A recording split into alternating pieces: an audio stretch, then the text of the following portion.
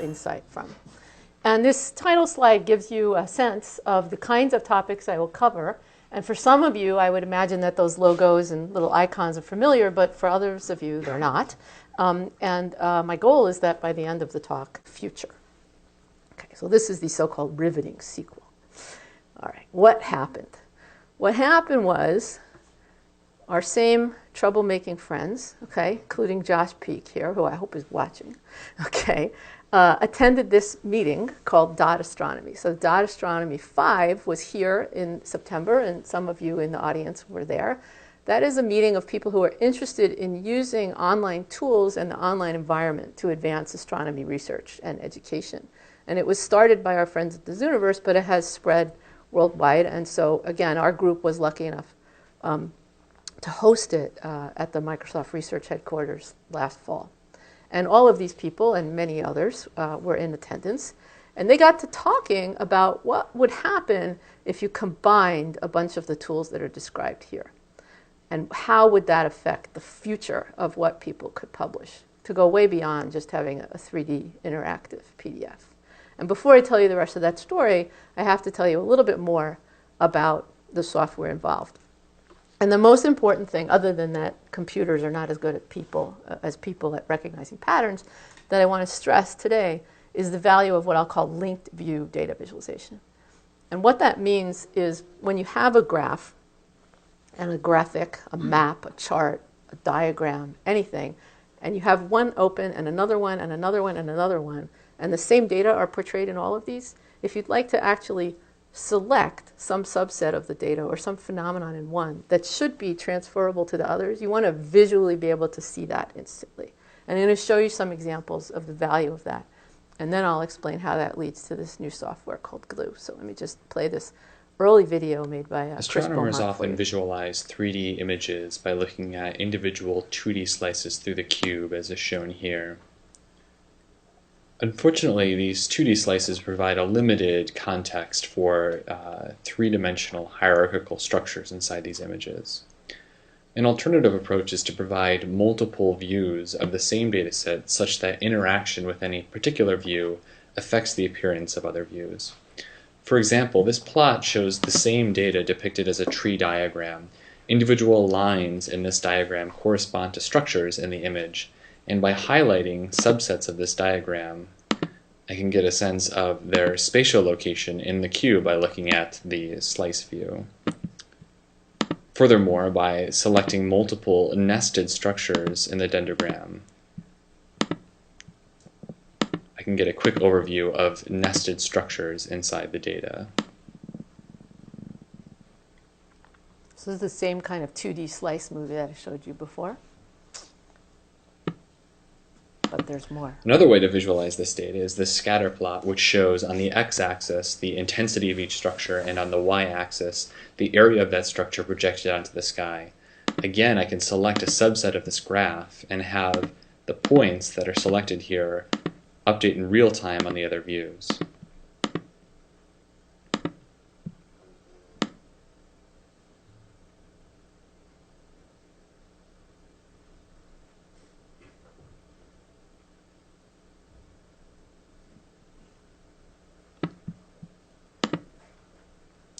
Finally, I can render all of these structures as surfaces in a 3D representation of the data cube, which provides probably the best overview of the topology of structures in the data.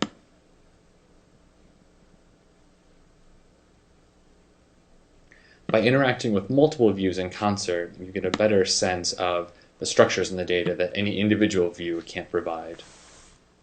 Okay, so that was a few years ago as a prototype in IDL.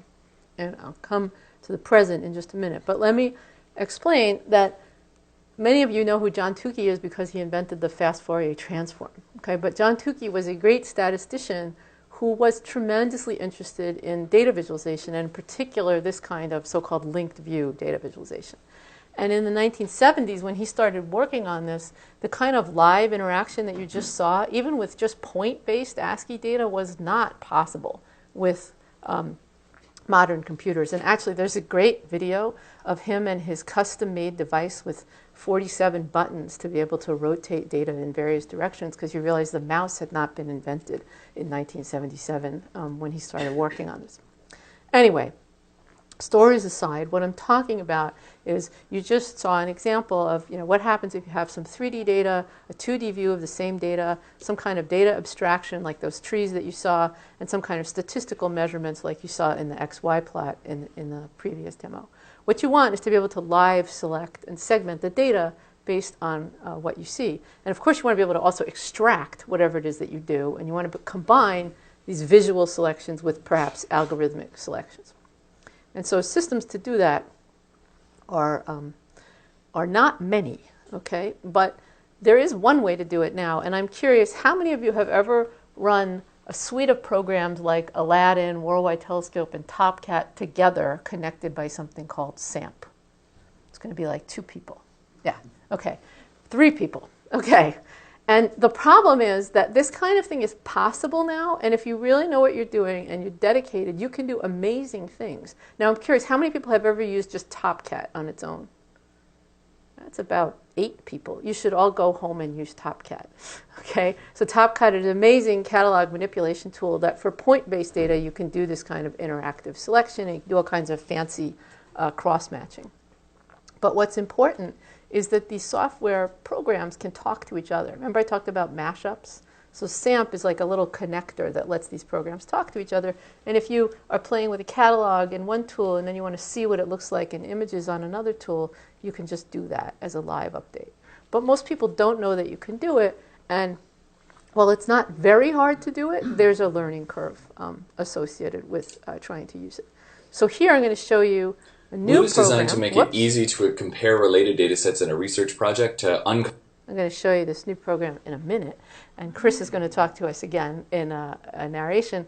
This program is called Glue, okay, which is a new attempt completely using Python for the moment to provide exactly the kind of linked view data visualization I'm talking about.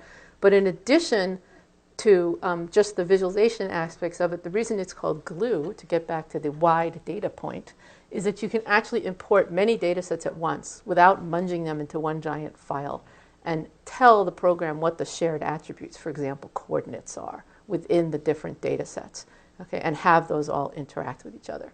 So I should tell you that I'm very happy to announce that Glue has been funded by the James Webb Space Telescope effort at the Space Telescope Science Institute, and the idea, which you'll hopefully see why, is that Glue is going to be very useful for IFU data as well as other forms of spectral-line cube data and many other things. We've used it, for example, to plot a cholera epidemic.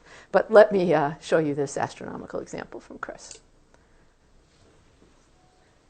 Glue is designed to make it easy to compare related data sets in a research project to uncover relationships among those files. For example, I've loaded several files of the Perseus star-forming region, which I'm showing here as a couple of images and a scatter plot. If I want to create another visualization of one of these files, I simply select which file I'm interested in and drag it into this visualization area.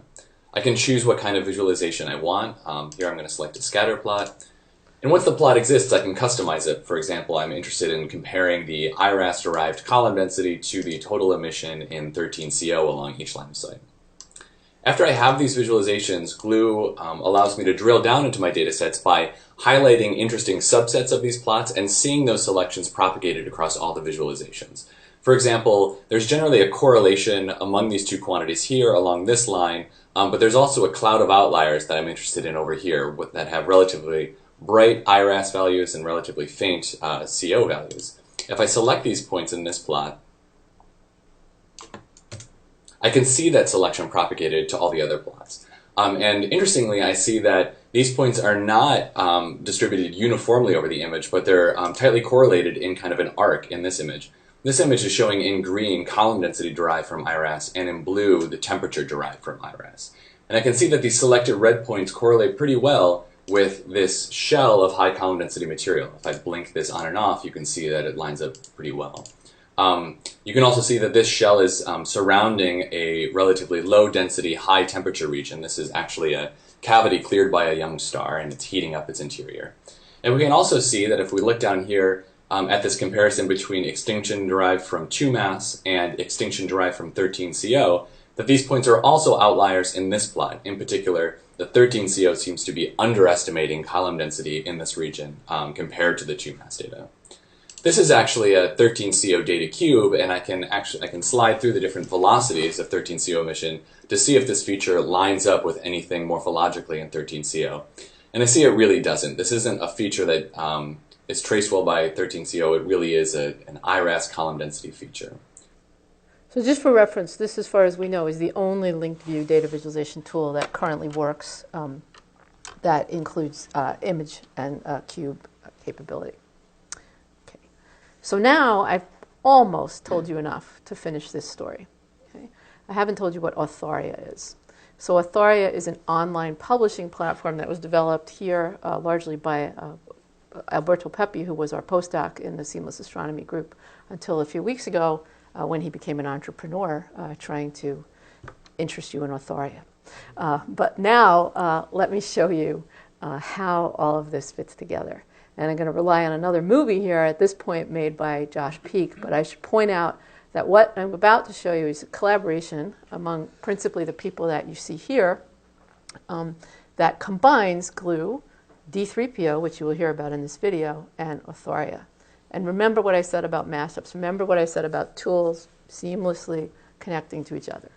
I want to give you a new way to explore and explain your data. I call it the story and the sandbox. It's the story you want your data to tell, and the sandbox you give your readers to explore it. First, let's start with the data itself. I think we're all probably familiar with this kind of data. It's tabulated data, here shown in a CSV file. But by itself, it's not really telling us very much. There's not really much of a story that's going with this data. So first, we want to explore the data, and here we're going to use this tool called GLUE. GLUE allows you to make these linked brushed views, where you can select parts of the data. Here I'm selecting the Galilean moons discovered in 1610. By Galileo, and now I want to look at all the other moons and how they might relate to it, so I can kind of build some kind of story. So here I'm sort of learning that these inner moons have low eccentricities and inclinations, whereas some of these outer moons may have higher inclinations and eccentricities and likely are unrelated to the kind of thing we see in the Galilean moons. So this is giving me some kind of sense of how these data relate to each other by looking at this linked brushed view of discovery year, mass, and so forth. Now I want to write a story. That kind of thing isn't going to give me much to tell a story, so what we want to do is actually make a sequence here, where we build the ideas one at a time. This is something you might be familiar with in maybe different panels of a figure, but here we're actually having different kinds of selections available to the viewer. Now that we've done this building of a linear story, we want to put it inside of a sandbox using this code called D3PO. All we do is export it from GLUE. I'm going to save it here as Beyond Galileo, and it's going to give us this nice interactive view that our readers can use. So we'll click here, and it's going to tell a linear story about discovering these, about how mass is important for the discovery, and how there's these different range of moons. But this whole thing is going to be interactive, which allows our readers to explore the data, to build hypotheses, and interrogate. And finally, we want to be able to publish this in a way that everyone can see it. To do this, we use Authoria. You can see we've now embedded this same interactive figure inside Authoria, where we can add text and make a full document. There you go. By the way, Authoria, I believe, is about to be adopted as an experiment by the Astronomy and Astrophysics Journal as a way, at least for authors to interact with referees, if not for the papers to be directly published online using this kind of interactive tool. So I think I've made my point, that I think that the future is largely online. But I'd like to make a second point, this little but here. We need not to lose it. Okay, so I am not so naive as to think that if we put everything online, this is great, we can do all this interactive, amazing stuff, and that's all we have to do. Okay, because I truly believe that we will lose everything if we do that right now using the systems that we have. So actually, this is a picture of my office when I was originally preparing this talk with little pieces of paper stuck all over the table, and I was moving them around because that's still better than even the biggest screen I have. Okay, so I still believe, here's Sidereus Nuncius in the analog world. But this transition is inevitable to a completely online ecosystem, and so we have to really figure out systems for not losing our data or our work. And the Dataverse project is something that Gus has talked about before, and that you can hear more about from Gus, I'm sure, in the future. And there's this video here where I accidentally made up the term acid-free digital record, but it's actually kind of a good term. And right now, we don't have an acid-free digital record.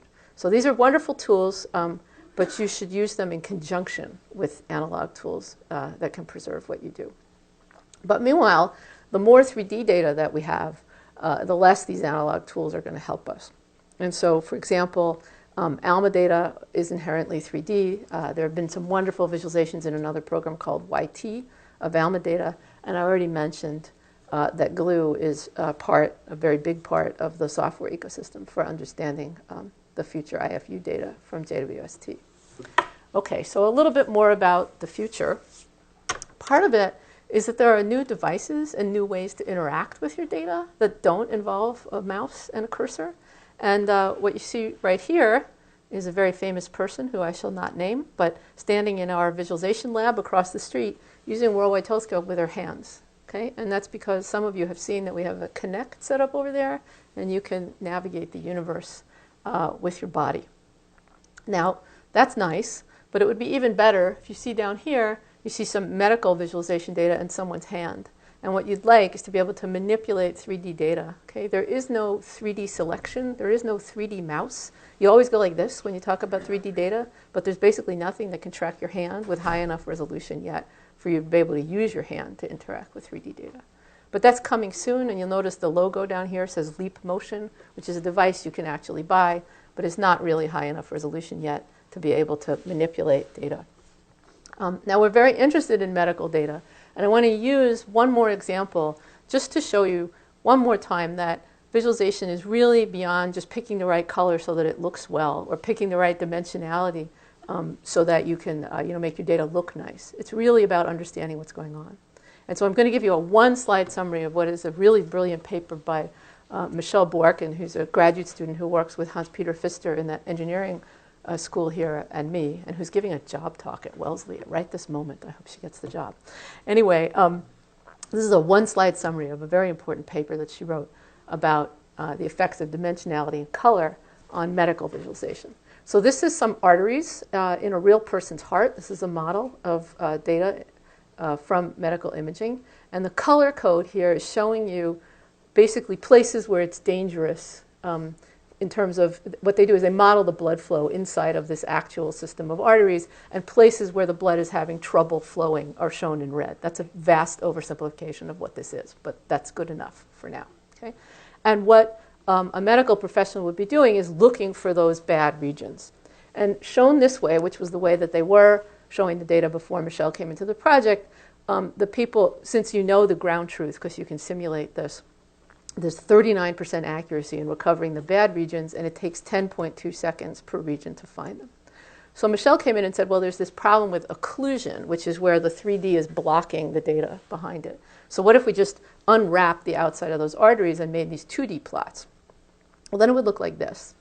But then the doctors came along and said, well, that's ridiculous, because that's not what the anatomical structure of the artery should look like. You got to lay it out again and move the arteries around. And not only that, while you're at it, why don't you make the diameter or the width of those strips match the diameter of the artery so you can also see which are wide and which are narrow. So this was better, and each one of these represented an improvement in the accuracy and the speed per region. But then you see it says color brewer down here in the corner. It turns out that humans are better at interpreting certain color schemes than others, and there's a lot of research in the psychology community about that. And one of the color schemes that's good for this kind of data is this so-called diverging red-black color scheme. And when you just change to that color scheme and this 2D view, okay, you go from this 39% accuracy to 91%. Okay, and in 10.2 seconds per region, 2.4 seconds per region. So yes, visualization can save lives. Okay. Now, does that mean that you don't ever want this 3D view? No, it doesn't, because if you're actually doing surgical planning, you actually want to see both. And ideally what you want is exactly the kind of linked view that I showed you with GLUE a few minutes ago, where you can have both 3D view and the 2D view. and other views at the same time. So the last couple of things I want to say have to do with education and the future of what we can do there. And so I've mentioned Worldwide Telescope several times. I think I've given whole other talks about Worldwide Telescope other times at the CFA. But let me just tell you that in terms of using programs like that, and this is just a screenshot of what the program looks like, what the main interface looks like, using that in educational settings, we, through this ambassadors program, have had phenomenal results, and we've collaborated with the science education group here to do this. I'm not going to tell you all about this graph. I'm just going to summarize it with a quote from one particularly otherwise difficult, according to his teacher, teenage boy, who said, "It's cooler than Call of Duty." So ask me more questions about that later. And instead I want to mention a new opportunity that we have here at Harvard. So some of you came last spring to this little demo fest that we had of interactive modules describing important topics in interstellar medium physics that were made by the graduate students in the interstellar medium course here. And these are just screenshots of each one. And what they did was delve into a particular topic well enough to figure out how you would want to explain it to another graduate student or to an advanced undergraduate. And then the requirement was that they use some kind of visualization tool, hopefully that would translate well to an online environment, to explain it to more than just their peers, but to the whole world. And one of them, this last one here, is actually about to be deployed inside of the Harvard edX teaching system, where people can just adopt that in their online courses as an interactive module. And actually several other ones are eligible for that kind of treatment as well. And so I really think that it makes teaching a lot richer if you can involve that kind of interactive visualization in how you teach. So this brings up a different question, right? edX and things like that, even Worldwide Telescope. Worldwide Telescope is free, by the way, but developing Worldwide Telescope, of course, is not free. And creating all the data that are in it, not free, but already paid for. Okay? So this what can we afford question under challenges, it's not as bad as you think. Okay? If you change your priorities because of this ability to plug one thing into another, okay, and because of the widespread availability of huge amounts of online data, often you just have to add a little money, okay, to make something a lot better. But that's not usually been the priority. People think about visualization and data interaction, technology as some kind of luxury or something that you do really for communicating with the public. But I actually think that as these data sets become bigger and wider, it's much more important also for communicating with ourselves. And if we're going to do that, we have to teach people how to do that. Okay? And then we also have to think about this issue that comes up in software more generally, not just visualization software, where, you know, instrumentation, you build a big telescope. I'm looking at Charles here. You build a big telescope, and then you have to pay for the instruments afterwards. And they often cost just as much as the telescope, if not more in some cases. And you have to keep maintaining them. Well, then you have to build software for all those instruments and for that telescope, which doesn't cost as much as the instruments, but has to cost something. And we have to train people to do this really well and to use it really well. I mean, no offense to all of you, but SAMP can do amazing things. And like 3 people in the whole audience know that it exists. Okay? So we really have to train people to know how to use these tools. Okay? And one way to do that is there are people who are really interested in this stuff. You've seen their pictures on the slides a lot of times. And sometimes they're lucky and they're also interested in something else like me, and they can keep doing this as a hobby. But we really need a career path for people who are specifically interested in data science and visualization. And in industry now, data science is one of the hottest jobs out there. Okay? And so we need to, I think, make it that way in science as well. And it is in biotech, but it's not yet in astronomy. Okay, and the last couple questions are about customization. So again, in biotech, for example, there are these very customized modules that are absolutely beautiful for doing a particular thing.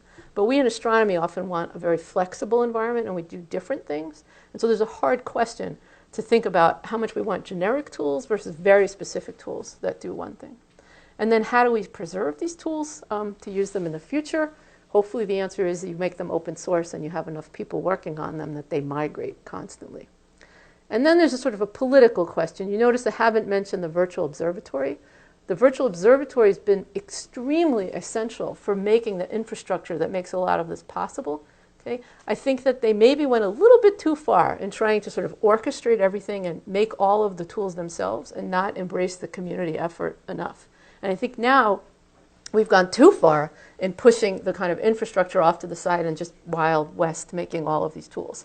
And so I think what's needed is a partnership between an orchestrated organization, maybe funded by the government, and this kind of Wild West that I'm showing you that lets you make the diversity of tools that can plug together into this kind of seamless environment. And I will stop there. Thanks.